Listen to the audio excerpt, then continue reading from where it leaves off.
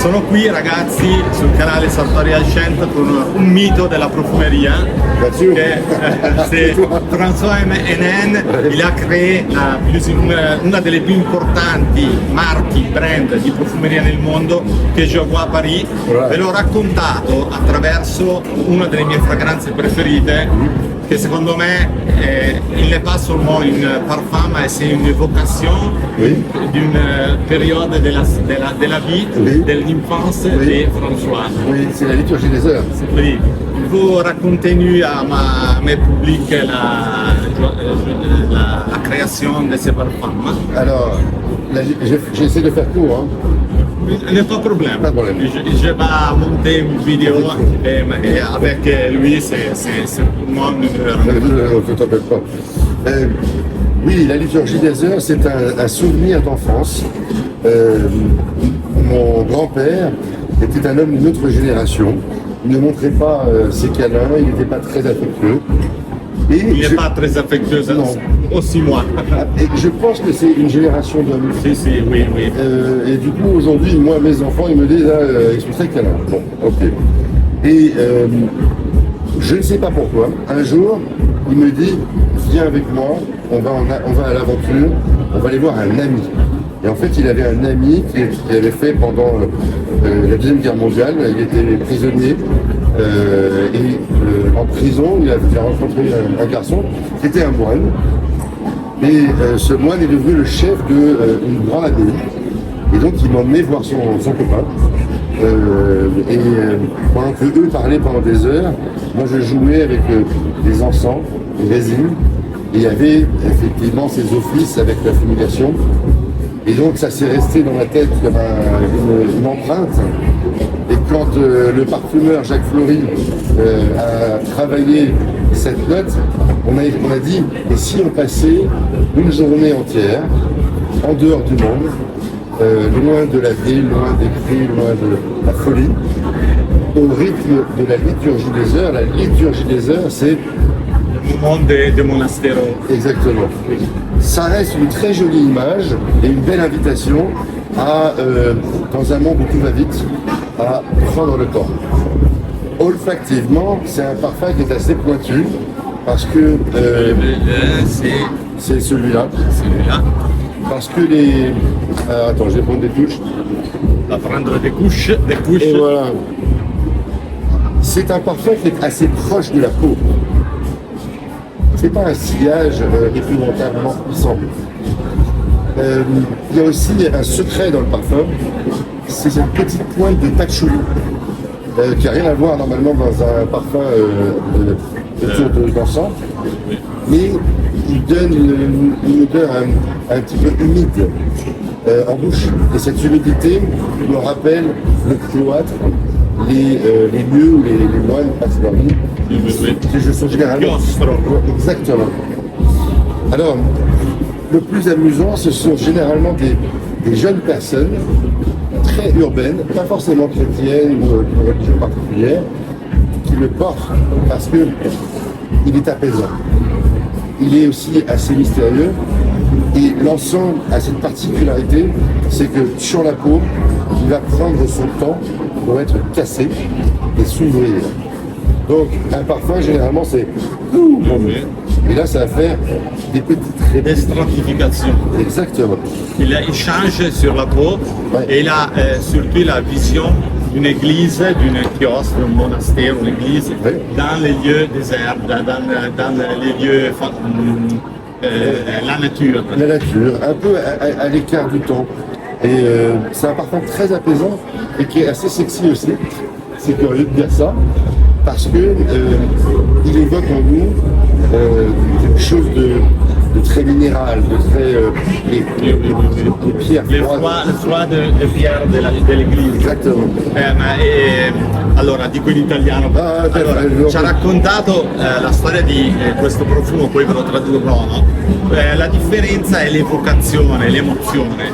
La differenza tra un parfum normale et un parfum d'art, de niche, c'est surtout qui va toucher des émotions liées à la vie des personnes, à l'enfance, à les moments qui qu'est-ce qu'il pense Oui. quand il use les parfums? Il y a aussi une réalité, c'est que je ne suis pas parfumeur. Donc il faut que l'histoire soit la plus vraie, la plus intime, sinon le parfumeur ne s'investit pas dans le parfum.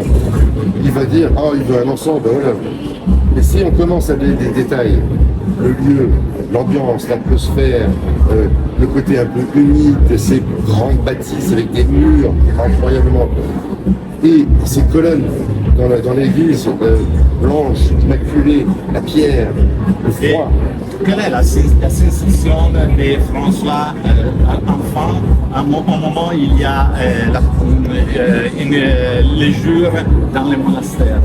Alors, moi, c'est plus un souvenir humain parce que j'avais pas la conscience du parfum.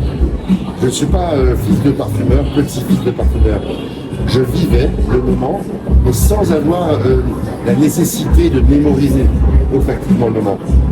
Après, quand on a commencé à créer les parfums, j'ai dit qu'est-ce qui m'a fait vibrer, qu'est-ce qui m'a touché.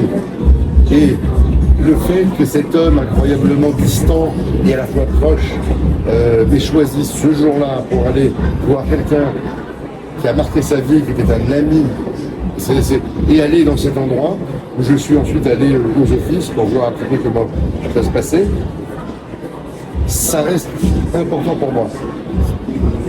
Et le souvenir olfactif est aussi important que l'homme, qui est mon grand-père, qui m'a permis de le vivre. Très bien. Nous allons raconter une des fragrances la plus connue, la plus fameuse, la plus... En Italie, c'est un mytho. Ah bon? C'est Pavillon Rouge. Ah ah. Alors Pavillon Rouge, c'est une autre histoire encore. Une autre histoire. Pavillon Rouge, c'est... imaginez que vous êtes un pirate, Le pirate. ou un corsaire, plus précisément. Le corsaire, c'est le pirate qui a un papier du roi, qui a l'autorisation officielle de Oui, faire... oui. Et on voit un bateau anglais, c'est généralement un bateau anglais, et là, on donne un coup de canon. Bam. Qui est arrêtez-nous, arrêtez-nous, sinon ça va pas bien se finir. Et là, il y a l'anglais qui nous regarde, et puis nous l'espagnol, le galion espagnol avec beaucoup d'or, et il nous regarde et il nous dit peut-être qu'on a une chance de s'en sortir. Et là, à ce moment-là, ils essayent de s'enfuir. Coup de canon, couleur rouge. Le couleur rouge, c'est no surrender. C'est vraiment, on ne fait pas de quartier. Et ce qui est très amusant, c'est que les Anglais, quand ils voyaient ce rouge, ils disaient oh my gosh, le joli rouge, qui est devenu ensuite le Jolly Roger, le nom du drapeau de pirate. Oui, oui. J'ai lu sur mon livre de Larson, Oh. la vera storia, la prehistoire del pirata John Long Silver. Se vogliamo collegare un libro Oui. a questo profumo potete leggervi la vera storia del pirata John Silver di Lallier. J'en ai lu beaucoup, mais je crois que j'ai lu une bande dessinée. J'ai pas lu le livre. Maintenant, je sais qu'il y a un livre. Bon, cet été, on lit tous le livre. Oui, c'est fantastique, c'est une écriture qui vit à Suède. Ok. Alors, ce parfum est un peu un gourmand. Il y a des notes de rhum, bien sûr. Il y a des notes de fruits confits, de fruits secs, de barrique. Il a des notes de liberté, en fait. Ces gens-là, en fait, affrontaient la mort avec l'espoir de faire fortune, et ils mettaient tout dans leur piraterie, leur art de vivre. Il n'y a pas de conscience de risque et de mort. On est courageux ou on n'est pas pirate. On peut pas Se non sei coraggioso non sei pirata, quindi è un racconto di libertà. Questo profumo, ha detto, ispira la libertà et un peu d'inconscience e un po' di non paura di fare le cose, ma coraggio et de folie. e di follia. Et c'était, en fait, c'est ça le message que je voulais donner, parce que mes ancêtres étaient des corsaires.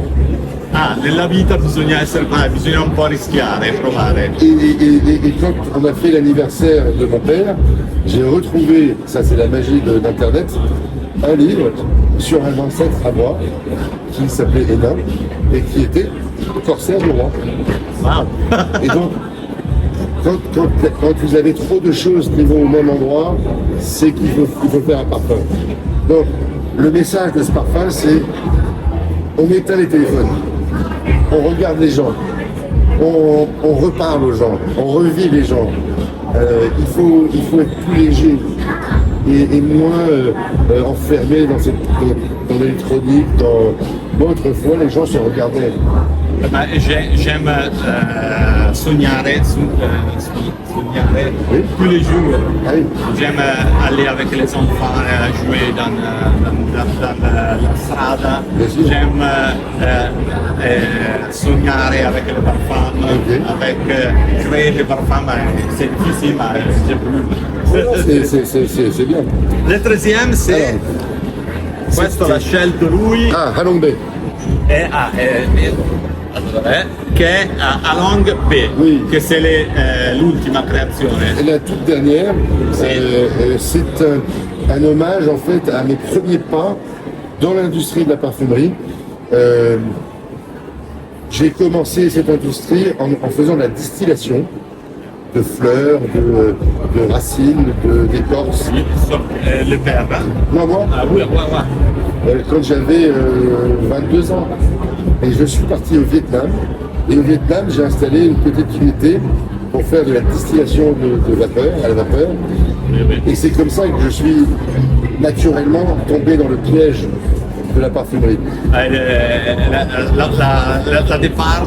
La partenza di tutto. Tout a commencé là-bas. Quindi è andato in Vietnam e ha iniziato a fare la distillazione di una serie di essenze che quindi l'hanno portato gradualmente a innamorarsi della profumeria ed è ancora qua con Et noi.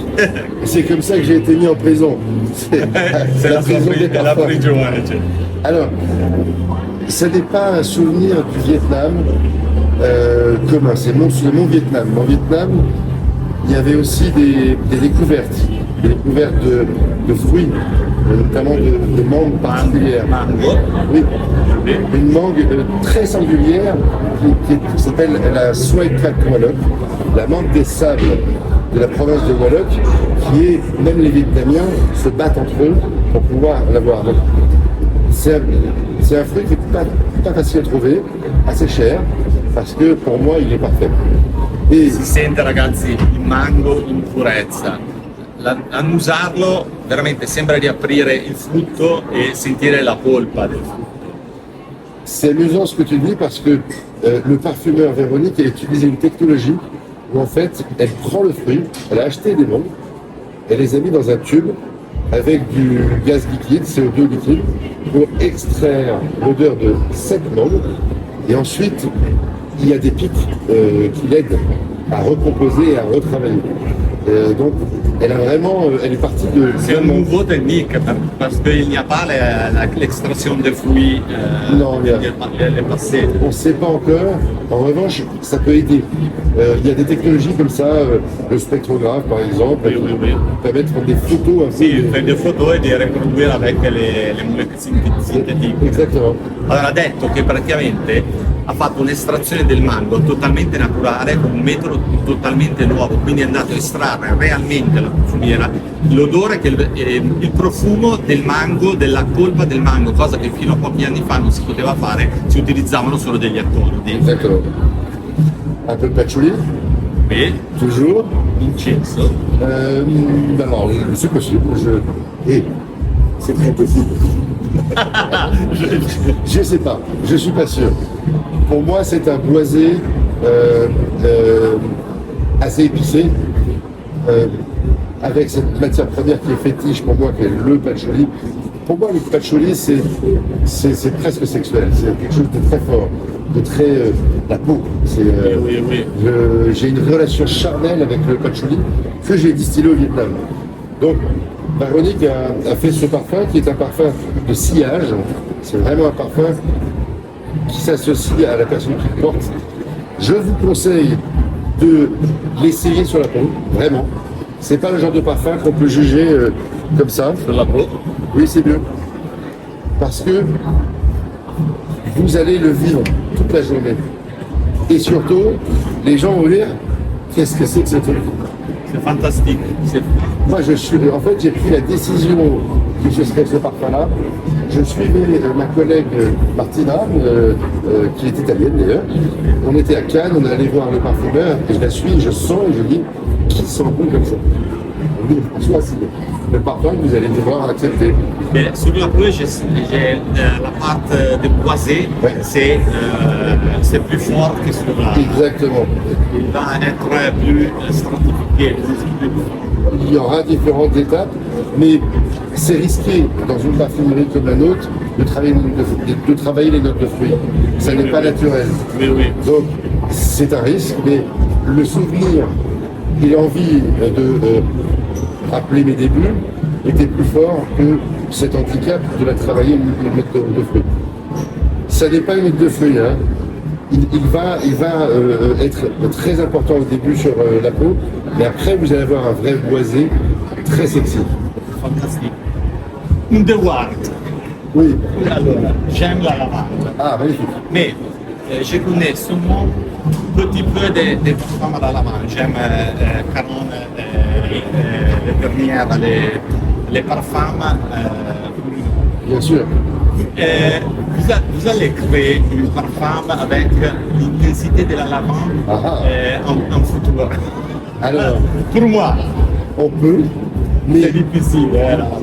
mais figurez-vous qu'on a un parfum qui est 21, c'est un parfum, pardon. Il y a un parfum chez nous qui s'appelle 21 Conduct Street, c'est l'adresse de boutique à Londres, qui contient beaucoup de lavande. De Dubois, Oui.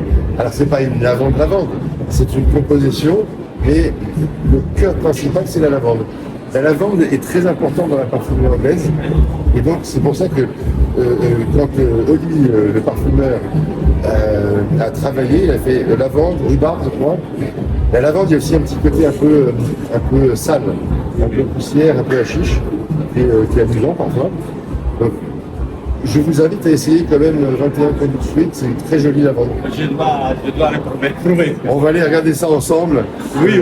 On a encore à découvrir. Merci beaucoup pour, Merci à pour toi. le moment. Avec Et c'est- plaisir. Pour moi, c'est un grand plaisir. Et moi. Une émotion. Enfin quelqu'un qui parle français. Merci beaucoup, c'est gentil. Facciamoci una foto.